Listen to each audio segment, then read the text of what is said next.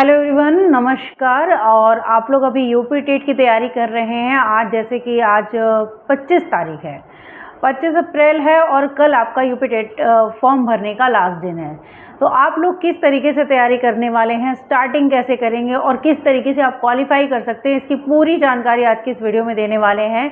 अगर आपने इस वीडियो को देख लिया, मैं कह रही हूँ कि बेस मैं बता दूंगी कि आपको कैसे चलना है, और उस बेस पे अगर आप चल गए तो आपका यूपी टेट कंफर्म है कि निकल जाएगा। ऐसे मैंने सी टेट और यूपी टेट के 5 बार क्लियर किए हैं, सिर्फ मेरिट बढ़ाने के लिए की थी।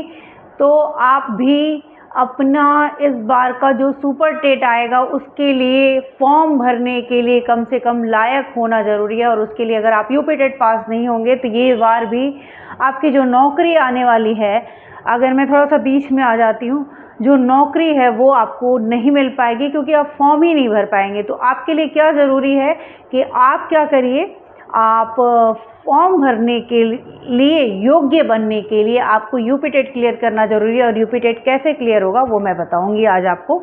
और इसके साथ साथ एक चीज़ और बतानी है कि इस वीडियो के बाद मैं स्ट्रेटेजी तो आपको बता दे रही हूँ कि किस तरीके से आप पास होंगे, लेकिन उसके बाद आपको क्या क्या करवाने वाली हूँ वो मैं आपको बता दूँ। पहले देखिए, एनसीईआरटी अगर आप पेपर 1 to 5 दे रहे हैं तो आपको ईवीएस सबके लिए कॉमन है, ठीक है। लेकिन अगर 6 to 8 दे रहे हैं तो उसमें आपको कॉमन नहीं है। मैथ वालों के लिए अलग है, सोशल साइंस वालों के लिए अलग है, तो दोनों के लिए अलग है, उनकी स्ट्रेटेजी अलग होगी। तो सबसे पहले जो ईवीएस वाले हैं, मतलब पेपर 1 to 5 वाले हैं, उनमें ईवीएस बहुत अच्छा वाला पूछा जाता है। सीडीपी तो सब में कॉमन होता है, तो एक ही साथ सीडीपी की क्लासेस कराऊंगी। ईवीएस की बुक में आप लोगों के साथ एक पार्ट में ही 3rd की बुक कंप्लीट, दूसरे पार्ट में 4th ईवीएस की बुक कंप्लीट, 3rd पार्ट में 5th ईवीएस की बुक कंप्लीट कराने के बाद ईवीएस के क्वेश्चंस कराऊंगी, जिससे आपको कहीं से भी वो पूछे आप आराम से कर लेंगे, ठीक है। इस तरीके से हम तैयारी करेंगे ईवीएस की। हिंदी की, हिंदी में ज़्यादा टफ कहाँ हो जाता है, हिंदी में टफ हो जाता है आपका ग्रामर। अगर आपका अच्छा है तो कोई बात नहीं, बड़े आसानी से कर लेंगे। लेकिन अगर नहीं अच्छा है, कुछ टॉपिक है ग्रामर के, हिंदी व्याकरण के, जो बहुत टफ है, वर्ण और उस सब में अगर आप नहीं पढ़ेंगे तो वहाँ पे कंफ्यूज हो जाएंगे, ठीक है। आता सबको है, लेकिन वहाँ पे जब आता है ना तो सब कंफ्यूज हो जाते हैं अच्छे खासे। तो ये चीज़ आपको करनी है। और क्या करना है भाई, उसमें जो हिंदी शिक्षण आता है वो लेंदी बना के क्वेश्चन पूछे जाते हैं, और उसकी आपको जब तक practice theory plus practice questions नहीं होगा वो आप नहीं कर पाएंगे जल्दी, क्योंकि टाइम की प्रॉब्लम होती है। अभी मैं आपको स्ट्रेटेजी बताऊंगी कि किस तरीके से पढ़नी है, टाइम मैनेजमेंट कैसे करना है, क्या तुक्का लगाना है, सब कुछ बताऊंगी। लेकिन वीडियो को पूरा देखिएगा, ठीक है। और चैनल को सब्सक्राइब नहीं किया हो तो कर लीजिएगा, बिल्कुल फ्री चैनल है आप लोगों के लिए। आप लोगों को बस कंप्लीट वीडियो वॉच करनी है। अगर आप तक ये वीडियो आई है तो आप इस वीडियो को कंप्लीट वॉच करिएगा, ठीक है। तो मैं क्या बोल रही थी आप लोगों से कि हिंदी शिक्षण वाला जो टॉपिक है वो मैं 15 नंबर का वो भी आता है, 15 नंबर का व्याकरण आता है, तो 15 नंबर के व्याकरण की कुछ टॉपिक करा दूंगी। आप हिंदी में समझिए पूरे 30 of 30 लाने वाले हैं, विश्वास कर लीजिए, ठीक है। बस आपको मेरे जो वीडियोस होंगे उनको वॉच करना पड़ेगा। उसके बाद बचता है आपका मैथ, बहुत छोटा सा है लेकिन प्रैक्टिस करनी पड़ेगी। छोटी छोटी चीज़ें हैं, एलसीएम, एचसीएफ, ये वो वास्तविक संख्याएं, मतलब नेचुरल नंबर्स। और हिंदी और इंग्लिश का सीबीएसई बोर्ड वाले या यूपी बोर्ड से हैं, आप उस चीज़ की चिंता मत करिए, वो मैं मिक्स लैंग्वेज में ऐसे बढ़ाऊँगी जैसे आपको क्लियर हो जाएगा, तो उसकी प्रॉब्लम आपको नहीं होनी चाहिए। जैसे लघुत्तम समापवर्तक भी बोल दिया, एलसीएम भी बोल दिया, तो दोनों आपको भी समझ में आ गया और मुझे भी समझ में आ गया, ठीक है। अब चलते हैं आपका इंग्लिश में आपको सिर्फ प्रीवियस ईयर क्वेश्चंस को कर लेना है, क्योंकि जो हिंदी में अधिगम वाला चैप्टर, मतलब हिंदी शिक्षण सामग्री जो पढ़ा था ना, कॉन्सेप्ट सेम इंग्लिश का वही है, सिर्फ क्वेश्चंस वही क्वेश्चंस आपको इंग्लिश में मिलेंगे। तो इंग्लिश में प्रैक्टिस कर लीजिएगा जम के, प्रीवियस ईयर क्वेश्चंस की वहाँ से हो जाएंगे। इंग्लिश के थोड़े ग्रामर पढ़ना पड़ेगा, तो प्रीवियस ईयर क्वेश्चन से की जितनी प्रैक्टिस करेंगे इंग्लिश वहाँ से क्लियर हो जाएगा। अब बचा CDP। भाई CDP के लिए टॉपिक वाइज आपको इंटरनल नॉलेज होनी चाहिए, मतलब कॉन्सेप्ट क्लियर होने चाहिए। सिर्फ PYQ लगाने से आप नहीं कर पाएंगे।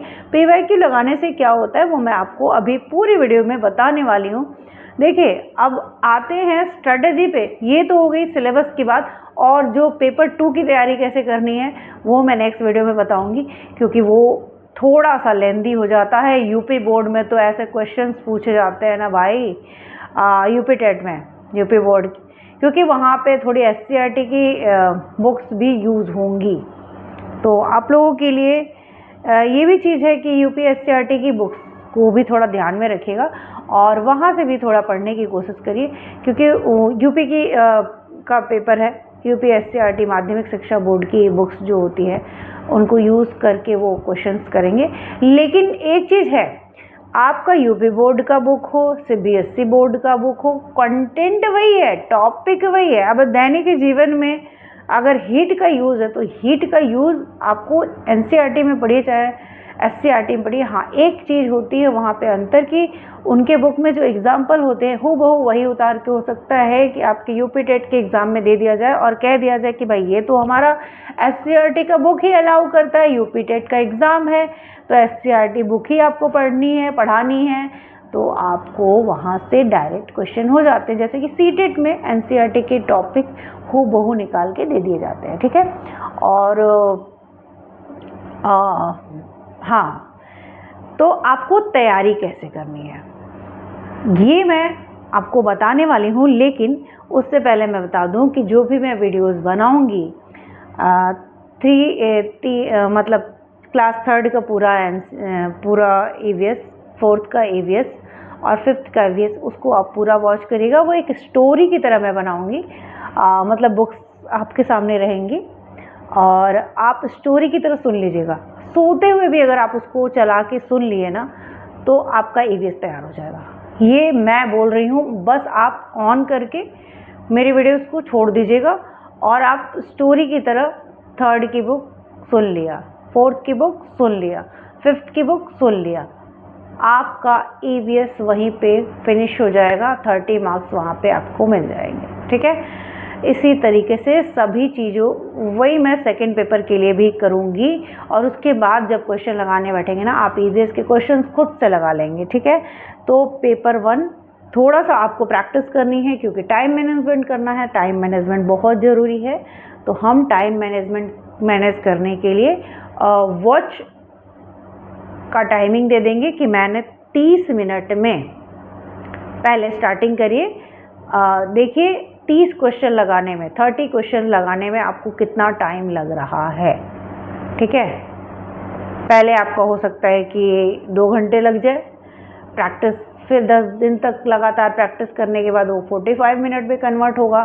फिर ऐसे जब आप प्रैक्टिस करते जाएंगे तो वो 30 मिनट, फिर 30 से 25, और हो सकता है कि आप 20 मिनट में ही क्वेश्चंस को कर लें 30 सवाल को। तो आपके 10 मिनट प्रैक्टिस की वजह से इतना जो गैप आया ना, आराम से पेपर, तो जब आपको पेपर मिलेगा एग्जामिनेशन हॉल में तो वहाँ बड़ी आसानी से कर लेंगे। तो कुछ टिप्स हैं जो मैं आपको बताऊंगी, कुछ चीज़ें और भी हैं जो मैं आपसे डिस्कस करूंगी। आज के लिए इतना ही, मिलते हैं नए वीडियो में। वीडियो को पूरा वॉच किए हैं, अगर यहाँ तक आ गए हैं तो चैनल वीडियो को लाइक कर दीजिएगा और एक प्यारा सा कमेंट कर दीजिएगा, जिससे हमें अपना काम करने के लिए थोड़ा सा मोटिवेशन मिले। Thank you.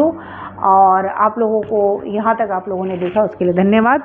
चलिए मिलते हैं नेक्स्ट वीडियो में और अपनी तैयारी को थोड़ा सा और पुश करते हैं। मैं अपनी तरफ से पूरी कोशिश कर रही हूँ, तो आप भी कोशिश करिए, वीडियो को फुल वॉच करिएगा। Thank you.